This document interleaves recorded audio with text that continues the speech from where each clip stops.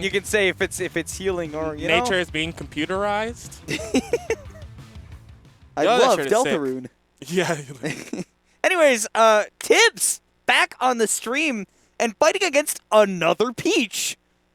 Last time we saw him playing against Memphis and had a very close, tense set against him. This time, the DFW Pac-Man will be going up against one of the region's finest in Orex, recently put on pretty near the top of the region's PR.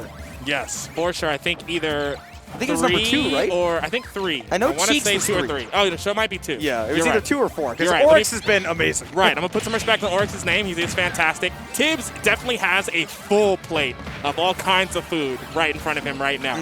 No disrespect on Memphis. Fantastic player, but Orex a little bit more well-rounded as far as aspects of this game goes. The defense, crazy. The offense, crazy, as you can see. That empty hop into the grab. The big difference that we're going to see is that, you know, while Memphis was very slow, very methodical, and just kind of wanted to stick to Peach fundies, Orex will put pressure on you, which is not something that he used to do. He used to be very slow, very methodical, but he's become so much more confident with this character that the offense that he has been able to apply to people has become so terrifying. Right, but please don't count out his patience. It's still there, still waiting, keeps it in the pockets, in the depths, growling, just waiting for its opportunity to rear its head. And there goes the bell, falling like it's in Philly. Oh my God, the surf grab. He's all over it. I thought we were done with Low Tide City. Nah, it's still wavy out here. The pools. Here we are. Oh, that's going to be first stock for Tibs, though. Yeah, it's been... I feel like Tibs already is looking, compared to that first set we saw him in, just so much more tight and not really throwing out as many punishable moves. His distance has been much more precise, where he's out of even Peach turnip toss range, and yet he is able to operate where he needs to. Oh, well, getting operated right there. Dr. Orex is in the building. One Operation. scalpel. 64. Give me on the nursery rhymes. Uh-oh. Oh. But who woke the baby? Orex coming through. 47, not, you know, the greatest combo in the world, but does have a little bit of control. But Tibs is answering back and now scrapping in the middle. Pokeball mine. And Bell his as well, which at 85%, if he connects that near the ledge, that can be the end of Orex's stock. For Getting sure. it in hand is very important. And I see he tried to mash the one out right there, just in case the bell hit. Orex picked a hesitant. Whoa! That was really good coverage there, the way that he had that hydrant placed. Key covers everything on the ground. Hydrant can even hit the platform, but Orex had the presence of mind to jump out of the way. Right. Ooh, Bell in his hand. I don't want to think about what Peach could do with the bell. That's... She already has all these other things she can throw. Don't give her something else. She doesn't need more. Back air, getting some pressure off of him. Yeah, Apple now in hand, which at 130, if that connects on the platform, that can definitely be a kill. Look at the pressure from Tibs. Yeah, though, Tibs is throwing moves out. Yeah. He's putting hitboxes in the air. Woo! Orex doing exactly what Tibs did earlier with the key. Though he had the turnip covering the ground and then sent the fire hydrant his way to cover the skies. Okay, I see that. Oh, that's it for sure. Yep. Some tricky movement with the B reverse throw. Lands Tibs, the second stock. Whoa! That is not a bad move anymore. That thing is active like the whole way through. Yeah, I remember when that thing didn't used to grab people, and now I wish, you know, we could go back to how it used to be. Oh! Taking it back to a one-stock situation apiece. Orex, will he be able to get that definitive hit? And importantly, when you've got somebody at these sub 20%, right? Oh! That's twice we've seen Tibs try and do that now over the course of a couple sets, but this time much safer because it's ambiguous on that platform where he's going to end up. Right. The Stitch not getting much use except to clear out the hydrant. Once again, hydrant being cleared. The city is so mad at him. The fire trucks are like, we can't put out fires anymore. There's nothing They're all we can gone. use. They just have to like start bringing Aquafina, pouring it into. Because let's be honest, nobody's gonna drink that. It might as well be used for something. Bringing it out in buckets. Pouring out one for the homies. Oh. And yet, it's pouring on pressure from Orex right now, taking the lead. Finally, which he just hasn't been able to play with much of against a Pac-Man. Tibs has been really working this matchup well. Right. Orex prowess aside, Tibs has attacked this beast like the same animal. Mm-hmm. Like a hippopotamus in this case, because he's being careful. Oh, the parasol! That's a parasol! That was very scary. Oh my god. The save from the hydrant cannot be understated. No. That was such a clutch moment for Tibs. And now, let's see if he can steal this game. We are now on 2-minute warning. Not that I expect this to go to time, but, you know, don't count people out when they need the W. Oh, he's out there. Yeah, and Orex playing it very, very safe right now. Once he gets to this higher percents, he's really been slowing down the game, but that's actually really to Tibs' advantage. Oh, once wait, again, he caught that! That was so clutch. He needed that as well. Both of these players have had such great moments they've needed to continue this game. And now Orex holding the key, the hydrant even getting past. Oh, and Key will just let him escape from the disadvantage right there. One solid aerial from Tibs or even the fire hydrant will definitely take the stock now. So Orex playing with the utmost precision right now. Yeah, Apple would have done it too. What a tense game one between these two players. The hydrant is out. We're going to weather that storm once again. Turnip and Apple. Get that thing out of here. Get that out of here. Get if you Ooh, through the hydrant and he got the kill. He Houdini'd him. Man, dude, he's got the magic hands. Yo. Well, the magic is in Tibs. Getting that back throw through the hydrant. What a wonky interaction. But we'll take what we can get. I know that. That's just the perfect positioning. To know that if he's right up against that hydrant, that grab does have just clip right through to go through. Yeah. And then when you get the water to come out, it pushes you even closer to the ledge. And they were already at the very edge. So I mean, you got max distance, or I guess max less distance, whatever. The best back throw you could possibly get spaced for. Right on the ledge. Not that the percentages were so high that it didn't matter anyway. It probably didn't matter, no. Either way. Yeah. And now Orex is going to be taking away Tibs' ability to run away from the fight a little bit, where it was really, really hard for Orex to lock down Tibs in any meaningful way, which is really Orex's playstyle overall. He's a real controller of the game's pace, but on that big Pokemon Stadium 2, he just didn't have the opportunity to dictate where Tibs was going to be at any given moment. Right. Well, this is definitely a stage where I think Pac-Man can dictate a lot of the positioning of their opponent. No platforms to work with and not a lot of space even when he does get set up. It can come back to bite him, but there's a lot of advantage to be had here as well. So Orex is going to have to play this close to the chest. It definitely, I think, the big thing to think about on Orex's end is that when Pac-Man is landing, he really only has a couple mix-ups when there are no platforms, right? And I think eliminating that and making sure that he can get a better read on Tibs' positioning and where he's going to go is super important. I feel you. Okay, I can definitely ascribe to that logic. Ooh. And we see some of it playing out here as Orex trying to corner Tibs and secure this stock. Tibs getting back to the stage, but Orex is still hunting. What just happened? Did he break out, or was that the hydrant's fault? Sometimes with Pac-Man, I'm not even going to bother to guess. That is, I'm just this will show up on a Beefy Smash Dudes video later. He just hungry. Like that. I'm telling you, he's coming for you. He hungry. It's getting late. He's got the munchies. Yeah, man. The buffets, are they still open? Oh, he's holding a Stitch as well. Oh, my God. This is the most powerful Pac-Man you've ever seen. Well, that was the most that was the most powerful Pac-Man I had seen. I thought when he's summoning up all these fruits, he can toss them, but a turnip's just too dense. Oh man, only citrus, no vegetables. Once the vitamin C goes out of there, Pac-Man just loses all his power. Yeah. So unfortunate. And twice now, though, that up B from Pac-Man has just eaten through the turnips that Orex is usually using to stuff out recoveries, but Tibs has done a really good job of making that nigh impossible. Oh, now look at the damage! He went from 18 to 50! From just a couple moves connecting. Man, Tibs really on fire today. And look at the damage pile on just for Orex trying to get positioning. I'm not even talking about approach quite yet. He's just putting things on the screen and dying because they're there. My God. Dude, Tibs one stock away from pulling off a big upset. Now it's even 2 stocks, or even on percents, but a full stock separating the two. But Tibs, the way he's been playing, as long as he doesn't try and up the pace too much, right? I think that with this slower playstyle that Orex has been opting for, Tibs has looked really comfortable. Really comfortable. And part of it, I think, is because Tibs is just playing his game plan. If you don't necessarily see him adapting to what Orex is doing. It's all about Orex having to figure out Tibs. So every time Orex gives him, okay, new rotation of movement in the mix, Tibs just adapts accordingly and gives him a new puzzle to figure out.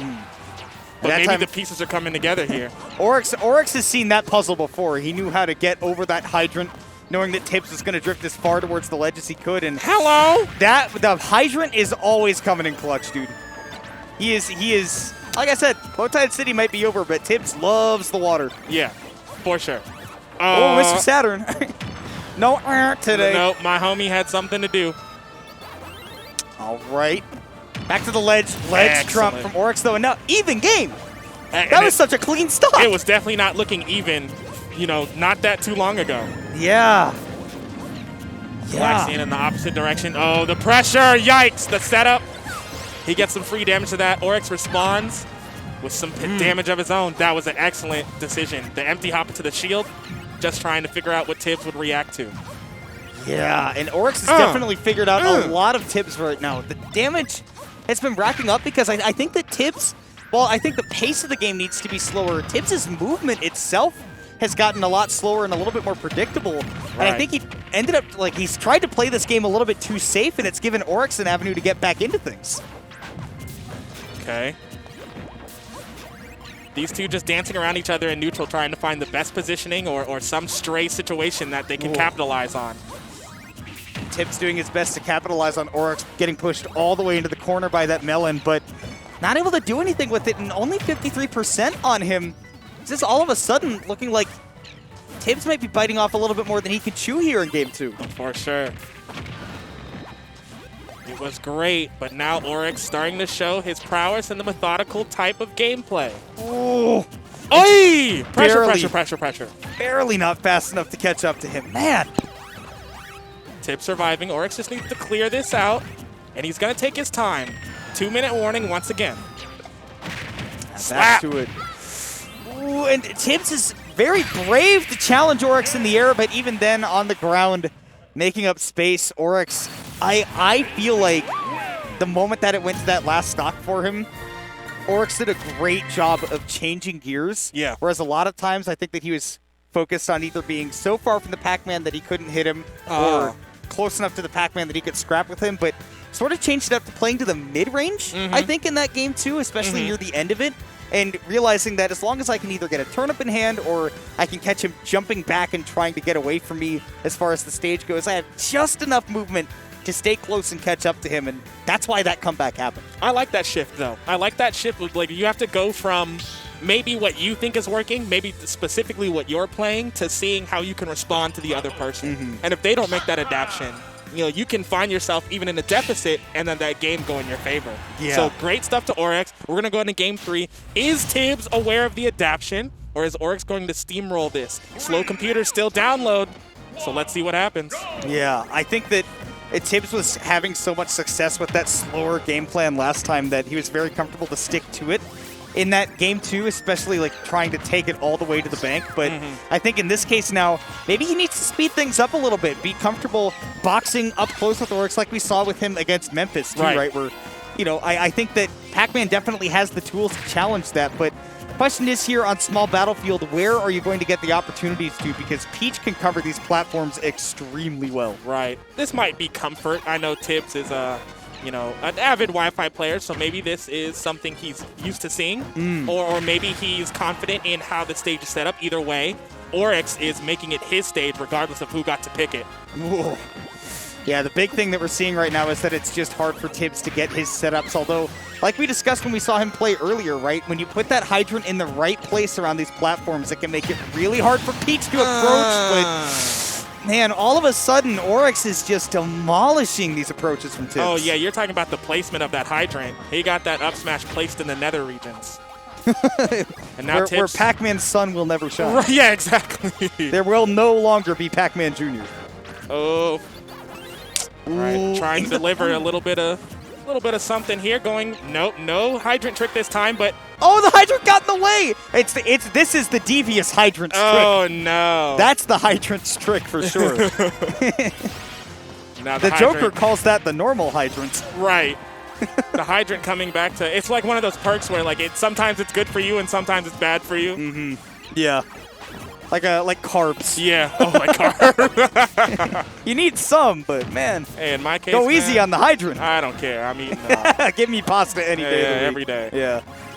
But Tibs, man, just a little bit lethargic right now at the 78% on his second stock, and just is not. Orex, I love that he went right out the gate, going back to that game plan from game one where he's mid-range, staying close to Tibs, but the moment he got the lead, it was all about staying outside of Pac-Man's immediate aerial threat zone. Right. And now it's just impossible for Tibs to get the kill unless Orex overextends, and that's why he got that punish. Even with that overextension, though, he's working on such a large mountain here. Might as well be Fuji. Getting slapped, but luckily on the other side of the stage, still surviving, got the jump. Pac-Man can go where Pac-Man pleases. Oh, no. Okay, we're chilling. Only needed 2 hops this time. Okay, Orex comes out on top with a fire hydrant, but yeah, man, the pressure has been on Tibs this whole game. Yeah. I think I realize what Orex is making Tibs choose between. It's either I'm going to attack you with an aggressive option or I'm going to attack the hydrant and force a different situation. And Tibs, although he's the one placing the hydrant, has to deal with that situation every time regardless of what not regardless, depending on what Orex gets to choose. Yeah, and that's where playing at that mid-range is so important, because if you're just far enough away from Pac-Man that he doesn't get to fully control that hydrant, right, but you still have the ability to put a little bit of pressure on it, right, all of a sudden this tool that is, like you said earlier, right, it can be hot or cold for Pac-Man, right, all of a sudden Tibs can't feel comfortable with his own tool set. Period, at all. You know, he sets it down and it may be in your position wherever you want it to, but it's not even playing into your advantage or favor. Orex rarely getting hit by them, getting tagged that time. Ooh, yee! And you can see the coverage was there. He was thinking about it. Yeah, I think that Orex using his float made it so that he would not have the opportunity to follow up on the platform, but Tibs following in Orex's footsteps, taking it to last stock, game 3. What a tense situation. After the scary game 1 into the resounding success of game 3, Tibs coming from underdog status, this would be a great upset for him. And such a story to tell, too. It went in a wild roller coaster. A swing. It's one thing to be somebody who gets a surprising win on somebody, but for the person that you're trying to upset to swing the momentum into their favor and then wrestling it back from them is really, really big when it comes to making an upset. But Tibs, he has got a big shift to make right now. At 142, not enough! Okay.